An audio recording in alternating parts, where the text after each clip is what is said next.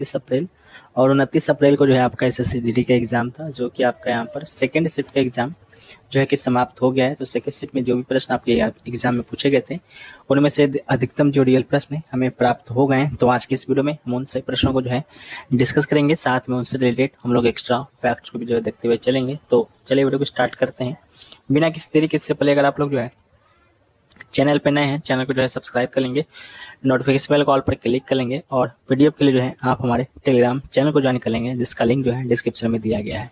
यहाँ पर जो पूछा गया था, तो चलिए वो आपके यहाँ पर पूछा गया था कि 1857 के विद्रोह के दौरान जो है सर हेनरी लॉरेंस ने कहाँ ब्रिटिश रेजिस्टेंस की रक्षा या नेतृत्व जो है किया था। तो इसका जो राइट आंसर था आपका ऑप्शन नंबर सी, यानी कि लखनऊ जो है इसका राइट आंसर था। हेनरी लॉरेंस ने जो है अवध लखनऊ के जो है मुख्य आयुक्त थे। 30 जून 1857 को चिन्हट के युद्ध के हार के बाद जो है वे लखनऊ की रेजिडेंसी में विद्रोहियों से जो है घिर गए थे और 4 जुलाई 1857 को लखनऊ की घेराबंदी के दौरान जो है उनकी मृत्यु जो है आपका हो गया था। तो आप इसको भी जो है याद रखेंगे, ये क्वेश्चन जो है आपके एग्जाम में जो है पूछा गया था। इसके अलावा जो है वीडियो में आगे बढ़ते हैं, लेकिन उसको उनकी किस काव्य कृति के लिए जो है वर्ष 1968 में प्रतिष्ठित ज्ञानपीठ पुरस्कार जो है प्रदान किया गया था। 4 ऑप्शन जो है आपके यहाँ पर दिए गए थे। उन 4 ऑप्शन में एक ऑप्शन जो है चिंदबरा का था, जो कि बिल्कुल राइट आंसर था। 1968 में ज्ञानपीठ पुरस्कार जीतने वाली जो है पहले हिंदी कवि थे आपके सुमित्रा नंदन पंत। तो आप इसको भी याद रखिएगा। इसके अलावा सुमित्रा नंदन पंत की अन्य प्रमुख पुस्तकों की बात करेंगे तो पल्लव, वीणा, गुंजन, ग्राम्या, युगवाणी, स्वर्ण किरण, उत्तरा। ठीक है, नाटक की बात करेंगे तो जसुना, हार, ये सभी जो है आपका है। इसके अलावा ज्ञानपीठ पुरस्कार के लिए 1968 में इनको जो है मिला था। चिंदबरा के लिए जो है ज्ञानपीठ पुरस्कार मिला था। साहित्य अकेडमी पुरस्कार भी इनको मिला है 1960 में कला और बुरा चांद के लिए। इसके अलावा उपाधि की बात करेंगे तो प्रकृति के सुकुमार कवि से जो है इनको जो है नवाजा गया है। तो आप इसको भी याद रखिएगा। अगला क्वेश्चन है कि भारत में पहली बार न्यूनतम समर्थन मूल्य यानी एमएसपी की अवधारणा जो है किस वर्ष यहाँ पर जो है लागू किया गया था। 4 ऑप्शन जो है आपके यहाँ पर दिए गए थे। उन 4 ऑप्शन में एक ऑप्शन जो है 1960, 1966 और 67 में भी शायद आपके ऑप्शन में 1960, 1970 यानी दशक का दिया गया था। ठीक है, तो इसका राइट आंसर जो है आपको 1970 जो है इसका राइट आंसर हो जाएगा। लेकिन मेनली जो है 1966 और 67 में जो है आपके यहाँ पर एमएसपी जो है लागू किया गया था। तो एमएसपी प्रणाली को आधिकारिक तौर पर 1966 से 67 में पेश किया गया था। इससे पहली बार जो है हरित क्रांति के दौरान गेहूं के लिए लागू किया गया था, ताकि खाद्य सुरक्षा सुनिश्चित जो है की जा सके और किसानों को कीमतों में जो है गिरावट से जो है यहाँ पर बचाया जा सके। तो आप इसको याद रखेंगे। अगला है कि भारत में राज्य को कर हस्तांतरण जारी करने की घोषणा कौन सा निकाय या मंत्रालय करता है। और राइट आंसर केंद्रीय वित्त मंत्रालय, ऑप्शन नंबर सी जो इसका राइट आंसर हो जाएगा। भारत सरकार का वित्त मंत्रालय यानी कि मिनिस्ट्री ऑफ फाइनेंस जो है नियमित किस्तों में राज्यों को उनका कर हिस्सा जारी करता है। उदाहरण के लिए वित्त मंत्रालय अक्सर प्रेस सूचना ब्यूरो के माध्यम से जो है राज्य को जारी की गई धनराशि का जो है विवरण देता है। ठीक है, तो आप इसको यहाँ पर याद रखेंगे, ये क्वेश्चन पूछा गया था। इसके अलावा संविधान का अनुच्छेद 280 है, जो कि आपके वित्त आयोग के गठन से संबंधित है और यह बताता है कि केंद्र के कुल कर संग्रह का कितना प्रतिशत जो है राज्य को मिलना चाहिए। ठीक है, तो इसको भी आप याद रखेंगे। लेकिन वास्तविक घोषणा राशि की निकासी जो है वित्त मंत्रालय के द्वारा ही जो है आपका यहाँ पर किया जाता है। ठीक है, तो आप इसको जो है याद रखेंगे। क्वेश्चन जो है आपका पूछा गया था। इसके अलावा जो है और प्रश्न पूछे गए थे, जैसा कि पूछा गया कि निम्नलिखित में से कौन सी नदियां विश्व के सबसे बड़े सुंदरवन डेल्टा का निर्माण करती है। राइट आंसर गंगा और ब्रह्मपुत्र, ऑप्शन नंबर बी जो है आपका यहाँ पर राइट आंसर हो जाएगा। सुंदरवन डेल्टा जो है भारत, पश्चिम बंगाल और बांग्लादेश में आपका यहाँ पर फैला हुआ है। यहाँ जो है गंगा, ब्रह्मपुत्र और मेघना नदियों के संगम पर बना हुआ है। विशेषता की बात करेंगे तो दुनिया का सबसे बड़ा डेल्टा है। यहाँ पाए जाने वाले सुंदरी पेड़ों के कारण इसका नाम जो है सुंदरवन पड़ा और यह जो है रॉयल बंगाल टाइगर की प्रमुख प्राकृतिक आवास है और यूनेस्को विश्व धरोहर स्थल का दर्जा जो है इसे प्राप्त है। ठीक है, अगला है मानव विकास सूचकांक की गणना के लिए जो है कितने मुख्य आयामों यानी कि कारकों का उपयोग किया जाता है। राइट आंसर 3 जो है इसका राइट आंसर हो जाएगा। एचडीआई जो है इन 3 चीजों पर ही फोकस करता है। एक आपका है लॉन्ग एंड हेल्थी लाइफ यानी कि लंबा और स्वस्थ जीवन, मेजर्ड बाय लाइफ एक्सपेक्टेंसी। इसके अलावा एक है आपका knowledge measured by schooling years and एक आपका है ए डिसेंट स्टैंडर्ड ऑफ लिविंग यानी कि measured by GNI per capita. ठीक है, तो इसको आप याद रखेंगे। अगला है पहली बार ब्लैक होल की वास्तविक तस्वीर कब और कहां देखी गई। तो इसका राइट आंसर M87 गैलेक्सी के केंद्र में जो है देखा गया था। तो राइट आंसर आपका यह हो जाएगा। वैज्ञानिकों ने जो है 10 अप्रैल 2019 को M87 गैलेक्सी के केंद्र में स्थित सुपर मैसिव ब्लैक होल की पहली छवि जो है जारी की थी। और ये छवि जो है इवेंट होराइजन टेलीस्कोप के द्वारा लिया गया था। और दूरी की बात करेंगे तो ये पृथ्वी से लगभग 55 मिलियन प्रकाश वर्ष जो है आपका यहाँ पर दूर है। ठीक है, तो इसको याद रखेंगे। इसके अलावा दूसरा इमेज की बात करेंगे तो आप हमारी अपनी आकाशगंगा मिल्की वे के केंद्र में स्थित सेजिटेरियस ए है। ठीक है, तो आप इसको भी याद रखेंगे। अगला है निम्नलिखित में से कौन बंगाल का नवाब नहीं था, यानी कि who among the following was not the Nawab of Bengal. Right answer जो है आपका यहाँ पर औरंगजेब आपका यहाँ पर हो जाएगा इस ऑप्शन के अकॉर्डिंग। लेकिन आपका ऑप्शन में भी औरंगजेब ना हो, कोई और हो, वही आपका यहाँ पर राइट आंसर था। बाकी बंगाल के नवाब की बात करेंगे तो मुर्शिद कुली खां, जो कि बंगाल के पहले स्वतंत्र नवाब थे 1717 से 1727। अलीवर्दी खां की बात करेंगे तो इन्होंने जो है 1740 से 1756 तक जो है बंगाल के नवाब के रूप में जो है शासन किया था।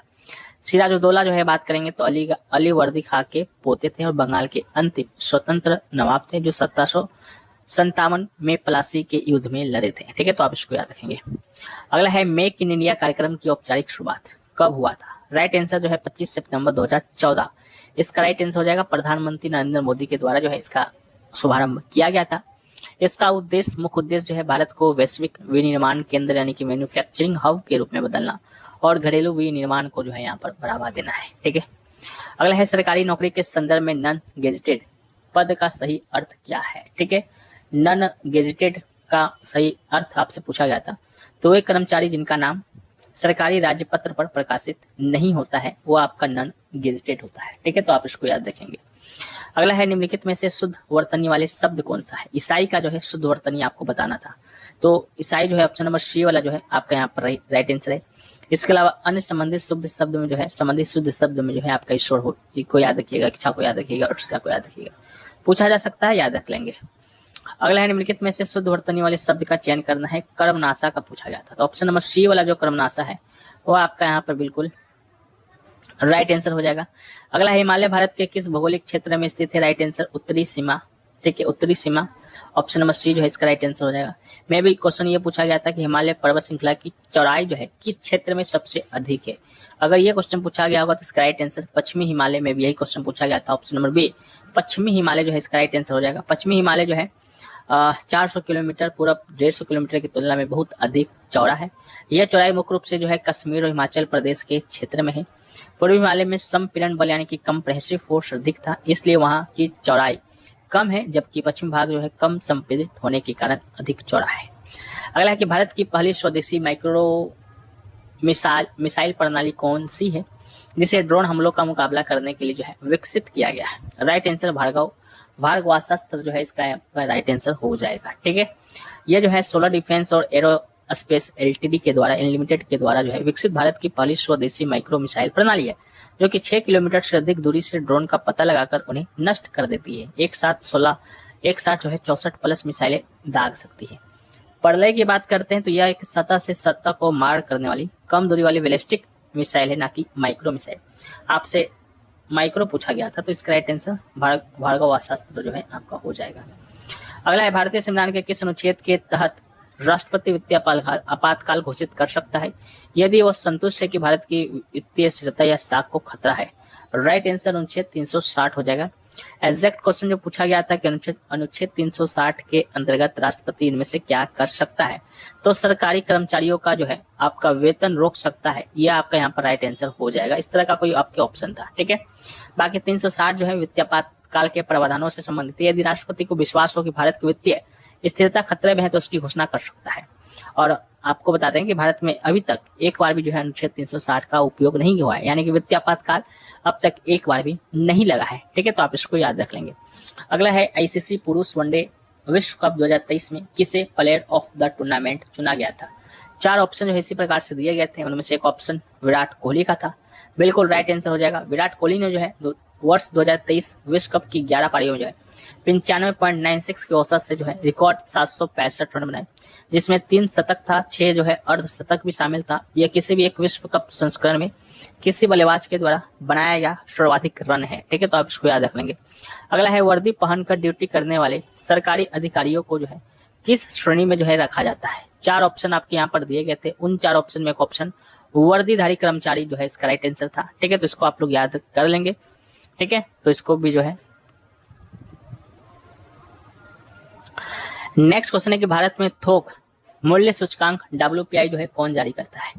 4 ऑप्शन जो है आपके यहाँ पर दिए गए थे, उनमें से एक ऑप्शन जो है आपका यहाँ पर दिया गया था आर्थिक सलाहकार कार्यालय यानी ऑफिस ऑफ इकोनॉमिक एडवाइजर।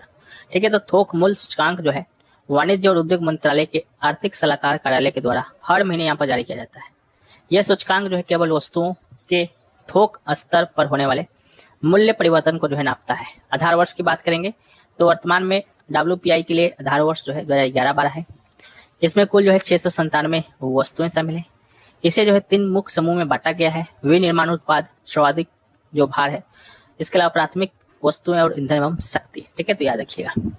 अगला है पुलिस थाने का सर्वोच्च प्रभारी अधिकारी जो है कौन होता है? SHO जो है इसका राइट आंसर होगा स्टेशन हाउस ऑफिसर यानी कि थाना प्रभारी, इसका राइट आंसर जो है आपका हो जाएगा। ठीक है, आमतौर पर इंस्पेक्टर या सब इंस्पेक्टर जो है इस रैंक पर होता है। ठीक है, और बड़े शहरों के मुख्य थाने प्रभारी को जो है कोतवाल यहाँ पर कहा जाता है। अगला है कि यदि किसी वस्तु पर होने वाले हानि विक्रय मूल्य का 20% है तो वास्तविक हानि प्रतिशत ज्ञात करें। इसका राइट आंसर जो है आपका यहाँ पर 16.67% जो है आपका यहाँ पर लॉस जो है हो जाएगा। ठीक है, तो actual loss on the cost price 16.67%। ठीक है, तो इसको याद रखिएगा। बाकी फॉर्मूला वगैरह है, इसको आप लोग यहाँ पर देख लेंगे, PDF में मिल जाएगा। अगला है कि निम्न व्यंजक का मान क्या है? ठीक है, इसका जो है आपको दिया गया था ये एक्सप्रेशन और इसका आपसे मान पूछा था, तो -60,675 जो है इसका आपका यहाँ पर राइट आंसर जो है हो जाएगा। अगला है यदि A और B का लघुत्तम समाप्त वर्तक 18 है, B और C का LCM 24 है, ABC का LCM क्या होगा? राइट आंसर जो आपका यहाँ पर निकल कर आएगा 72। ऑप्शन नंबर C जो है इसका राइट आंसर हो जाएगा। AB का LCM 18 है, BC का 24 है, तो LCM ABC इक्वल टू जो है ये आपका होगा। इसके बाद जब मान पुट करेंगे तो यहाँ पर 72 निकल कर आएगा। अगला है तुलसीदास का सही वर्तनी रूप चुनना था, तो तुलसीदास वाला ऑप्शन नंबर A वाला जो तुलसीदास है वो आपका यहाँ पर राइट आंसर था। अगला यदि घड़ी में समय 2:50 से बदलकर 7:20 हो जाता है तो इस अवधि के दौरान घंटे वाली सुई कुल कितनी डिग्री जो है घूमी होगी? तो 135 डिग्री। ऑप्शन नंबर B जो है इसका राइट आंसर होगा। समय का अंतर जो है 4 घंटे 30 मिनट है। घड़ी की घंटे वाली सुई 1 घंटे में 30 डिग्री चलती है, तो 4.5 घंटे में जो है 4.5 इंटू 30 इक्वल टू 135 डिग्री जो है इसका आपका यहाँ पर राइट आंसर होगा। अगला क्वेश्चन है कि यदि दो संख्या का HCF जो है 10 है तो उनका LCM इनमें से कौन सा हो सकता है? राइट आंसर जो है 50। ऑप्शन नंबर C जो है इसका राइट आंसर हो जाएगा। दो संख्या का LCM हमेशा उनके HCF से पूरी तरह से विभाजित होना चाहिए, क्योंकि यहाँ से 50 C 10 से कटता है, इसलिए यही सही जवाब होगा। अगला है यदि संख्या A और B का HCF 18 है, संख्या C और D का HCF 24 है, तो इनमें से कौन सी संख्या चारों संख्याओं का LCM होगा? तो 72। ये क्वेश्चन में भी शायद हो चुका है, तो 72 इसका राइट आंसर हो जाएगा। अगला है खगोल विज्ञान में जो है ओरियन क्या है? तो इसका राइट आंसर जो है एक तारामंडल, इसका राइट आंसर हो जाएगा। ओरियन क्या है? तो ओरियन जो है अंतरिक्ष में स्थित एक बहुत ही प्रमुख और प्रसिद्ध तारामंडल है, जिसे शिकारी भी कहा जाता है। ये आकाश के खगोलीय भूमध्य रेखा पर स्थित है, दुनिया भर से देखा जा सकता है। ओरियन बेल्ट की बात करेंगे तो इसमें 3 चमकीले तारे एक सीधी रेखा में होते हैं, जिन्हें ओरियन बेल्ट कहा जाता है। प्रमुख तारे की बात करेंगे तो इसके 2 प्रमुख तारे हैं, रिगल यानी कि नीला सफेद और वेटिकुलस यानी कि लाल रंग का। आमतौर पर जो है सौ का आपका 420 न्यूटन होगा, 6 गुना अधिक है, तो भार भी जो है वस्तु का 6 गुना ही होगा। तो यही सभी प्रश्न जो है आपके एग्जाम में आज सेकेंड शिफ्ट में पूछे गए थे। लगभग जो है हमने सारे प्रश्न आपके साथ यहाँ पर डिस्कस कर दिए हैं।